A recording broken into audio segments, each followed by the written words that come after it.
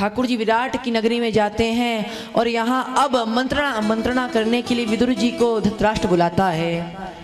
और अब विदुर नीति का बड़ा ही सुंदर बखान करते हैं धृतराष्ट्र को। विदुर जी महाराज कहते हैं, हे धृतराष्ट्र, जिस पुत्र मोह में तुम अंधे तो हो ही, परंतु जिस पुत्र मोह में तुम और अंधे होते जा रहे हो, जिस पुत्र मोह में तुम और अंधे होते जा रहे हो, यह कोई अच्छी बात नहीं। क्योंकि अगर एक व्यक्ति को त्यागने से अगर कुल बच रहा है या फिर एक ग्राम को त्यागने से नगर बच रहा है तो उसे त्याग देना चाहिए। और यह जो दुर्योधन है यह महापापी है, यह कौरवों को नाश ही कराएगा आगे चलकर।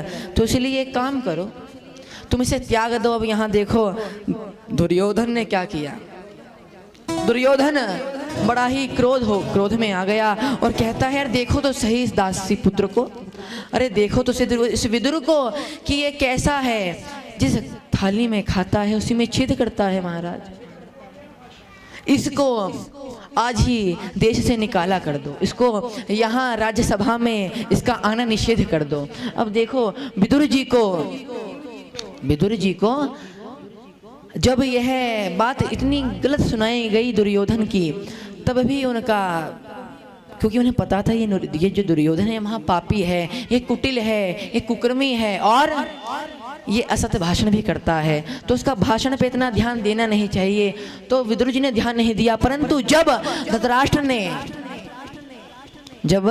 धृतराष्ट्र ने मानी बात किसकी, दुर्योधन की, तो आज बड़ा ही बुरा लगा विदुर जी को। उन्होंने सभी अस्त्र शस्त्र सभी महल के द्वार पर विदुर जी ने छोड़ दिए और वह तीर्थाटन करने को चले गए। अब आती है बात कि आखिर विदुर जी ने महल के द्वार पर अपने अस्त्र शस्त्र क्यों छोड़े।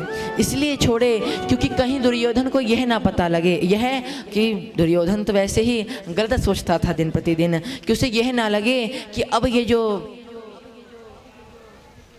विदुर है अब यह पांडवों की तरफ से युद्ध करेगा। इसलिए आज सब कुछ त्याग कर तीर्थाटन कर रहा। किसने?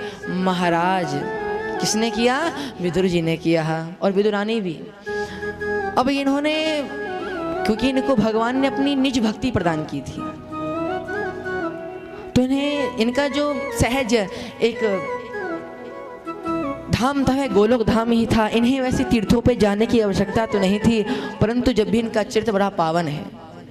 कहा गया है पिबतम भागवतम रसमाल्यम, एक बार नहीं, दो बार नहीं, 3 बार नहीं, सुखदेव जी कहते हैं हजारों करोड़ों बार भागवत के अमृत को पीते रहो, पान करते रहो। क्योंकि पिबतम भागवतम रसमाल्यम ये अमर कथा है, ये रस कथा है, ये भक्ति ज्ञान वैराग्य को देने वाली है और कृष्ण को देने वाली है।